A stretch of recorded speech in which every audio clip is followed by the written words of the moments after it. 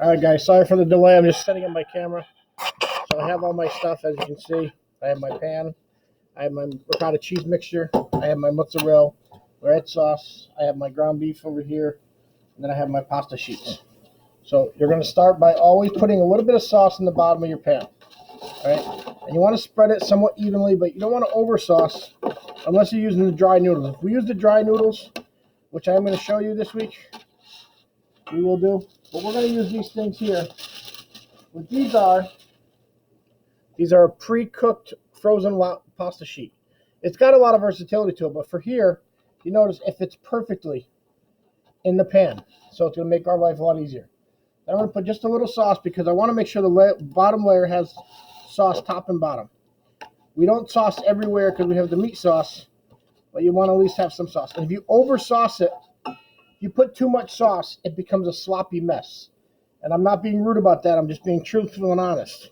All right, so that's why we're going to use portion control. Now, you take about 2 lumps of ricotta cheese filling, and you just want to push it down a little bit because what's going to happen is this, and this is going to happen more or less in class, and you're going to see it. Again, this has Parmesan. It's got, what's the other stuff? Sorry, Italian seasoning. It's got some mozzarella, Parmesan, granulated garlic, and all the other stuff in there as well. So it's a flavor. And remember, I put eggs in there, and the eggs have to bind it together. Now we're going to take a portion of our meat, and we're going to sprinkle that all around there too. We're not trying to go too heavy, but it's about, I believe it's about a pound of meat. And you make a nice even layer. Okay? So then you're going to take some mozzarella cheese, which we have right here, and you sprinkle that all the way through.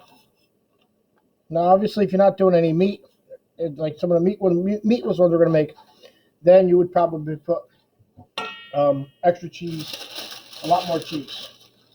So then we take another sheet of pasta, and when you push it down on top, you kind of like push it to spread it out, so that way it helps push the cheese all around, and you start again.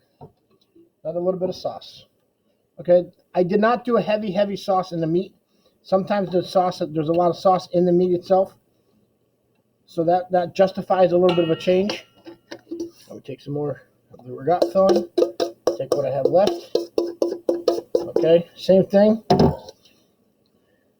And you'll see variations on this too, but this is a very straightforward, lots of flavor. Some of my students made this the other day, so I know they got to enjoy it. Again, take the meat layer.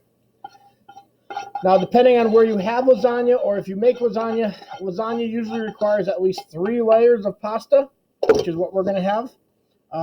Some lasagnas, they might do more layers depending on how they make it. Everybody does it a little differently depending on where you are, who you talk to, and all these different things. But I like to make sure I try to spread the meat out so that way, ideally, every person who, when they get some, is going to get a fair amount of meat on both layers. Put the spoon away. Put a little mozzarella cheese.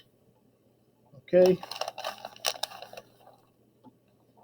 And again, depending on how much cheese you like, same scenario.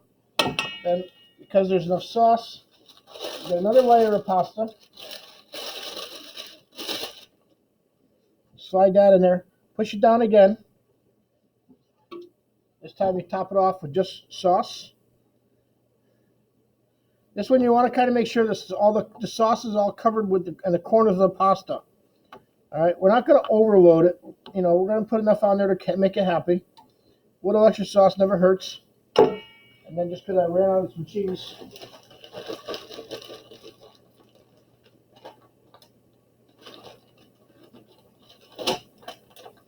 so now we take our sprinkle our mozzarella on top. We're using a part skim mozzarella. Very dry but cost effective, very moist, lots of flavor. So it's got the moist meltiness. That's where the skim comes in. All right.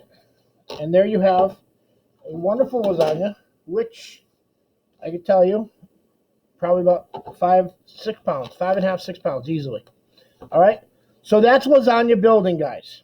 As you saw, just like in many of the other videos, if you have your mise en place, you have everything ready to go, it does not take long. I did let the meat cool before we actually started to use it in this sense, just because it's easier to handle.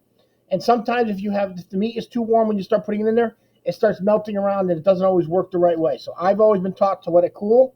So now I built the lasagna, and you have a great video to watch. Hopefully you will all watch this before you come back to school tomorrow.